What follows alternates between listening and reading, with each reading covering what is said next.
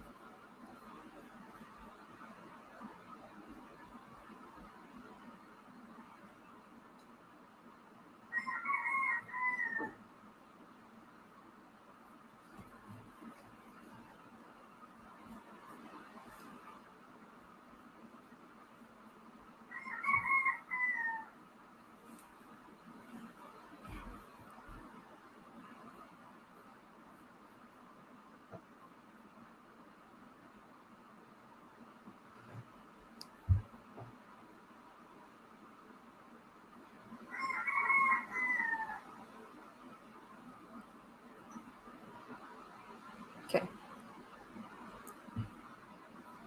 That looks like it might be working now.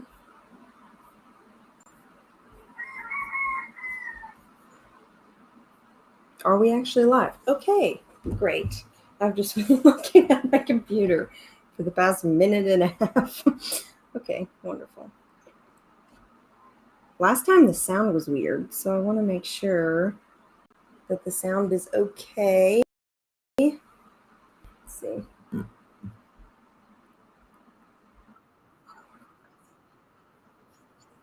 Okay, I think it's fine. As long as it doesn't have a double. Sometimes it has a double, and that just drives me insane.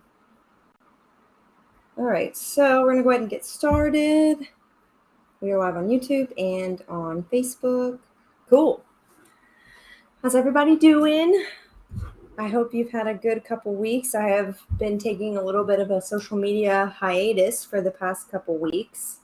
I don't know, I just took a break. Me and my VA both felt like we needed to get caught up and kind of revamp and rebrand in a way. It's time. You know, it's been like 7 months into the year, and it's just time to shake things up a little bit, evaluate. It's probably good to do that once a quarter, actually, to reevaluate how everything's going. But anyway, today we're going to go ahead and jump into my top 5 tips if you're brand new to social media. So this might be for you if you are thinking about starting some sort of account that might be profitable one day, or you think you would like to be profitable on social media. This is good for you. If you have an account, maybe you already have like a certain amount of followers, but you haven't been very active on it, and now you kind of want to start something new. Maybe you're starting a business. Maybe you have a new hobby that you're trying to maybe make some money off of one day, or you're just trying to share with the world. Maybe you want exposure, or even if you have been on social media for a little bit, these tips could be really helpful for you. It could be a nice little refresh. So that is what I'm getting into today. If you do have questions, you look up. Thank you. I love you. If you do have questions, I can see them. Just drop them in the group, and I'll be sure to answer them. I'll be checking them. So first, I want to go ahead and say that starting a new account, the thing that no one tells you, let's say you're starting from zero. The thing that no one tells you, and this is kind of my bonus tip, is don't have super extremely high expectations for your first year of your account. Even if you've done social media before, even if you know exactly what you're going to post and you're a whiz, some people blow up and some people don't. So, you know, in this industry, the entrepreneurial space, everybody likes big numbers now and short amounts of time. So that might be like, my client made, $1 million her first year of business, or grew her account to 150 followers within 3 months of starting her account. And those numbers aren't always the truth. And even if they are, don't compare yourself to other people. It stifles creativity. It stifles your growth. There's no point. Social media is meant to be social. You're meant to interact with other people. It's not about numbers. It's not just a numbers game. So I want to start out by saying that. So my first tip, and this is where I start with anyone who comes to me and they're a very passionate entrepreneur or a passionate creative. Maybe they're just a creative minded person. They have a lot of passions either way.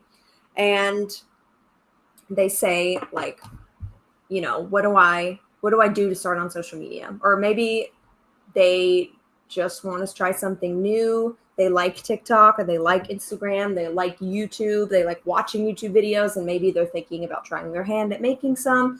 So when people tell me this and they say, I don't really know where to start, most of the time they come to me and they're like, I mean, I know people make money off of it. I'm not sure how, or, you know, I don't know exactly where to start. They tell me a lot of time they do want to do something meaningful online that can hopefully make them a little bit of side money. Maybe they want to run a full business, but they do want it to be meaningful. So the first thing I ask is, if you are trying to make a social media page, or you want to make content about something, what's the one thing you are so passionate about that you could actually talk about it all day, every day? Like, what lights you up so much? Like, you could talk to your friends about it all day, every day. You could talk to the neighbor about it. You could talk to your spouse about it.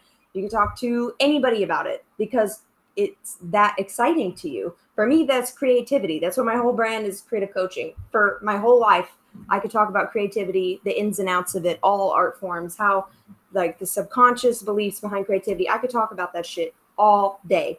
So that's why I went into the field that I did. So what is it that you are so passionate about that you could talk about it all day, every day? Start talking about it online. That's my first tip. Just if you could talk about it all day, every day, talk about it all day, every day online. Make one, you know, video a day if you have the time, maybe less, where you're just talking about that thing. And don't expect it to be perfect. Don't stress too much about how it looks. It's in social media space, it's more quantity over quality. In the business space, if you're selling, then it's quality over quantity. But in the marketing space and advertising, it's quantity over quality. So don't worry about in the beginning how it looks too much, how it sounds, the edit, whatever that might be. Just start making content about what you're passionate about. And if you're one of those, I get this a lot too, where it's like, well, what if I have a lot of passions? Pick the one you're the most passionate about first. Even if it's not the most lucrative, even if it's not simple, even if it's not something that you think you can make money off of, start with what you're the most passionate about first, because on the days where you don't feel like doing it, that's what's going to propel you to keep going, because you're simply that passionate about that thing. So the very first tip is make content about what you're passionate about 3 to 7 times per week. So let's say you don't want to commit to anything too crazy because you know you don't have the time. What's a number of posts that kind of hold up with the algorithm? I'd say 3. Try not to go less than 3 if you are trying to like take this seriously enough to grow. That is kind of like your baseline. If you can do 3 posts a week, you'll be okay. Anything more is great. 2 is, once you start posting content about what you're passionate about, what's automatically going to happen, you're going to start drawing in people who are also passionate about that thing. So let's say you're passionate about cheerleading, whatever. Then you start posting about cheer all the time and how you do your stunts and tips and tricks to how to get, you know, your front handspring tighter. I don't know. I don't really know much about cheer. And start making content about everything you're passionate about when it comes to that sport. You're automatically going to attract other cheerleaders. You're automatically going to attract other people who are also passionate about the nitty-gritty details of cheerleading. So once you have that, you're getting these people in, you're getting this audience in of people who are also interested in cheerleading. Find out everything about them. Find out what their struggles are, what they want, what they love, what they desire, what is it they need. Learn their names, get to know them as people. Really, you know, social media is called social media for a reason. It's supposed to feel like a community. You're supposed to feel like those are people you vibe with, that you would actually hang out with.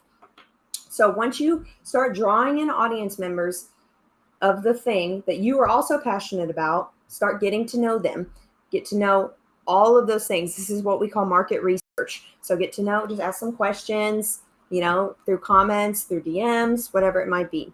That's number 2. Get to know that audience. Number 3 is, once you've gotten to know your audience well, really get to know their struggles, and then create an offer for how you can solve that problem. For example, let's say you are starting a cheer page, what you're going to find out is which stunts are most of your audience struggling with. What is it mentally and subconsciously that your audience is struggling with?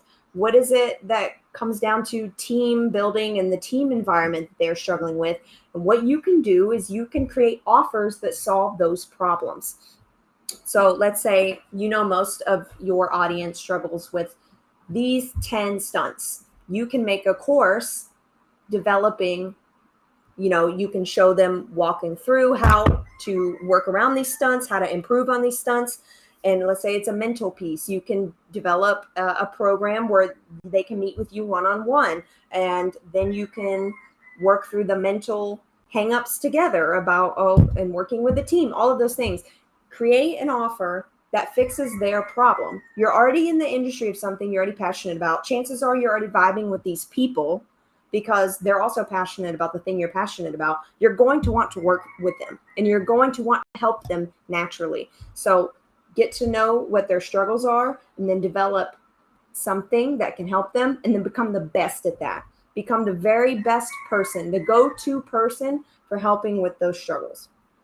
This is how people make a lot of money online. Okay, number 4. Once you're staying consistent on social media and you're committing to knowing your audience deeply, you can establish yourself as an authority figure in that niche. You're giving them value, you're giving them tips, you're giving them entertainment. I think if you've been here before, you've heard me talk about the content pillars. There's entertainment content, educational content, promotional content, social proof content, inspirational storytelling. And depending on what kind of niche you're in, you're going to probably zone in on 3 out of the 5. So let's say you're an artist. You're going to probably live like a musician. You're going to live more in the promotional, entertaining, and inspiring. Let's say you're trying to be someone in the cheerleading community, like a cheerleading instructor. You're going to probably have educational, inspirational, and promotional. Everyone should have promotional. Everyone needs promo content to tell people what it is that you do. Because if you guys didn't know this, someone needs to hear what you do 7 times or see it in a post to really start comprehending what it is you exactly do. And I would bet that number is much higher now because people's attention spans are much shorter. So anyway, number 4, stay consistent on social media and commit to knowing your audience deeply. You will establish yourself as an authority figure in that niche through your content pillars. And this will help you be an asset to brands. And just so you guys know, you don't have to have 100,000 followers to get brand deals. It's dependent on how much you know that niche and how engaged they are with you. You can have 3,000 followers of devoted cheerleaders, and there might be companies who reach out to you, or you can reach out to them that want you to sell cheerleading products. And if you like their products and you would recommend them to a friend, then you can tell your audience about this. Be very intentional with brand content, because if you start taking any brand in the world and you start telling your audience, it makes them lose trust. So make sure when you do tell your audience about a brand, it's a brand that you really enjoy and you really would actually use. But that's another way you can make money online. Establish yourself as an authority figure in your niche. You're going to know the audience better than that brand does. You will know your audience way more than they do. So you are going to be an asset to them, and they're going to want to pay you. And it doesn't have to be, the super professional content. I'm sure you've heard of UGC content, which is user-generated content, which looks user-generated. We've all been on TikTok, right? You can almost pick out a commercial type reel, or I don't even know what you call it. What do they call them on TikTok? Just a video? When you're going through TikTok, you can almost spot out when it's endorsed by a brand because it looks too nice, right? So the whole thing about UGC content is that it looks like you made it in your room, because that's what's trending on TikTok. Instagram might be a little bit more professional, but TikTok's definitely a little bit more authentic. So this goes into my next tip, which is number 5. Pick one platform for 1 year and master it. So when you are deciding which platform you are going to dedicate yourself to start this social media experience, look at your passion and figure out where those people are. So when I first started, I knew I was going to work with a lot of creatives because I love to talk about creativity. creatives are very visual, so I picked Instagram. I knew that I was always going to be able to find a lot of creative human beings on Instagram because it is so visual. Let's say your passion is video games. You're probably going to have a younger crowd, so that might be more so TikTok, also maybe YouTube. Let's say your passion is gardening.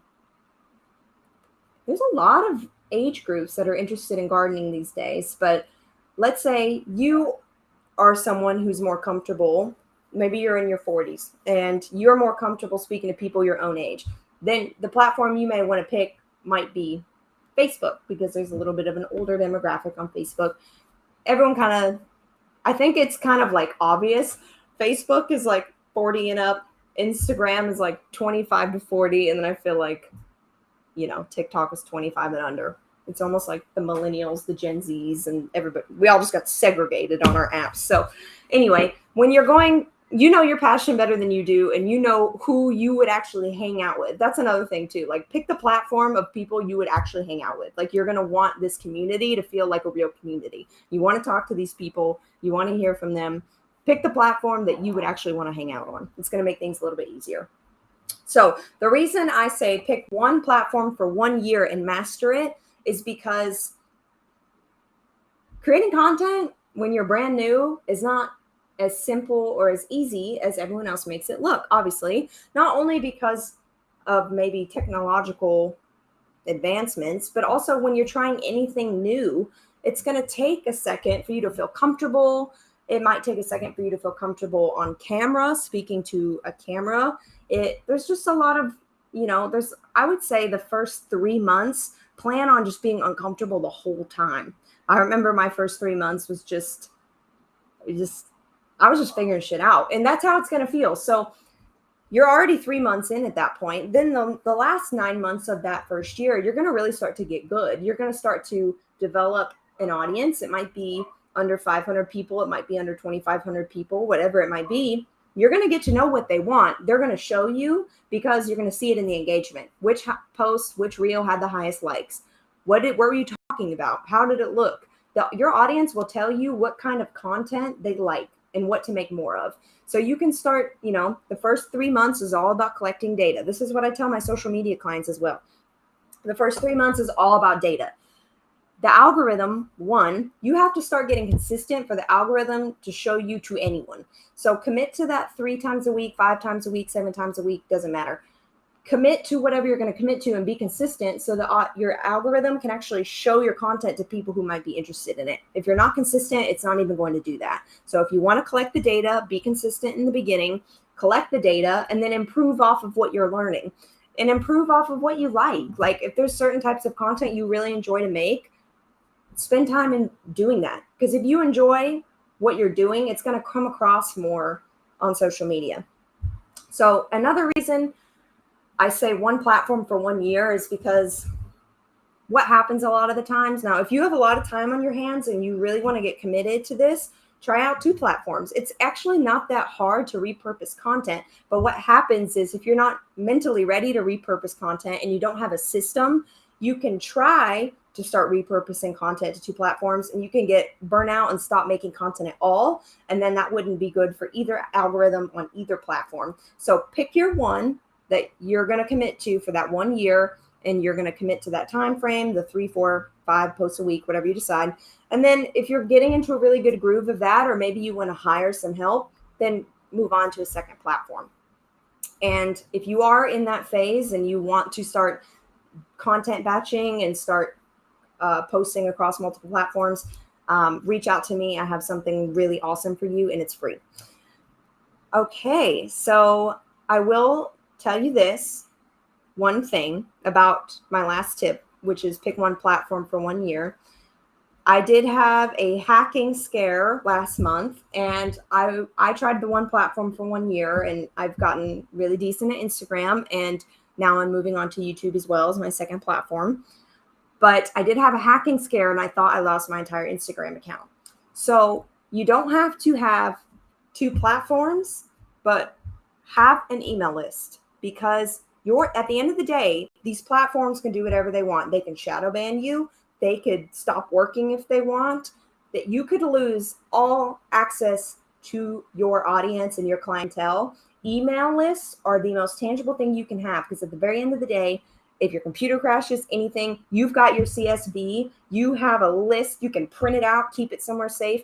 You have a list of your clientele. You have a list of your following. So I will recommend this. If you're going to pick one platform for 1 year, work on your email list as well. It's the most tangible resource you have in your business. If you're a content creator, whatever it is, that's going to be your number one way you can guarantee you can stay in touch with your following if all else fails. If you get hacked, if Instagram decides, you're not allowed to be here anymore, anything, that it does happen. So it's very important to have that email list. I will just say that. All right. So that is my top 5 tips if you're brand new to social media. And I hope if you're not brand new to social media, that maybe was helpful for you, a bit of a refresh. I wasn't going to tell you guys this today, but I will. I'll go ahead and tell you. So I have a new offer that I'm very excited about. It's my new Master Your Content sessions. This is going to be in addition to the free sessions I already have. So I'm sure you guys, if you've been here for a while, you may know about my breakdown session. This is like real deal. This is called the Master Your Content sessions. And this is for you if you are trying to get on social media, if you're brand new, if you need a revamp, if you're trying to make more money through sales, if you're just trying to do anything on social media with your content, this is a really good session. So basically it's going to be 60 minutes long, and we're going to need the whole 60 minutes because this is a lot of information. What we do in this 60-minute session is we map out your content pillars. So what I just talked about, the education, the entertainment, whatever that is, we're going to figure out for your brand and what you're trying to do, which pillars are the best for you. And then we're going to talk and figure out your content topics. So for me, my topics are health as well. I love to talk about living healthy and the abundance of being healthy and how it impacts your business. I talk a lot about subconscious beliefs that hold you back in your business. I talk a lot about just running a business in general, social marketing. This is my content topics. So we're going to figure out which lanes you're going to stay in as far as your content pillars. And then we're going to figure out what it is you actually are going to talk about. What do you want to talk about and how do you want to say it? Then we're going to pick your platform, or if you already have your platform, we're going to go in detail about what currency your content is within this platform. So are you making reels? Are you making videos? Are you making YouTube shorts? Are you making posts? Are you writing blogs? What is the currency of these content topics according to the platform you want to have? And then we're going to schedule your content for the next 3 months. So we're going to pick a realistic content plan for you. Maybe it's 3 posts a week during the first month, 5 posts a week during the second month, and 7 posts a week during the third month. The point of the 3-month content plan is something realistic that you can follow for the next 3 months that are going to keep you on track. And the reason I decided to do this is because, this session alone is a $500 value, no doubt. Absolutely, no doubt. People are paying thousands of dollars to get this. And the reason I decided to make it free is because if I'm going to be giving away hours of my free time, I don't want to just help the problem. I want to actually solve the problem. There's no point in me giving away a bunch of time to people if it's helping people is great, but I don't want to just help the problem. I want to actually solve the problem for you, because I value your time. And I know if you're hopping on a call for 60 minutes, I want you to get the absolute most out of it. I want you to walk away knowing exactly what to do. The worst thing in the world is if you sometimes you get access to a free consultation with someone, or sometimes you even pay, and you leave feeling more confused and feeling like you didn't get anything out of it. That is the exact opposite of what my intention was for creating this. And the reason for that is because I make this template. It's a Notion template. You guys know I love Notion. You get to go home with that template and keep it forever after our call. So that way you don't leave feeling confused and like, what the heck did we just talk about? Do I have enough notes? I'm going to put it all in Notion for you, and then you're going to keep it, you're going to follow it, and then you're going to update me on how you did. So I'm super excited about these new sessions. They're going to be an absolute blast, and I can't wait to see how everybody does with their next 3 months of content because of it. So if that is something you are interested in, the only catch with those is because they are long. I'm doing 3 of those a month. So I have 2 more available this month. If you would like to have your Master Your Content session in August, you can PM me, you can book it in the link in my bio. If you're on YouTube, I'm trying to think of any other ways. Just, you know where to find me. I'm all over the place. And you can let me know and I can set that up for you. So I hope this was helpful to you. I hope you have a great rest of your week, and I will see you next Monday. Bye.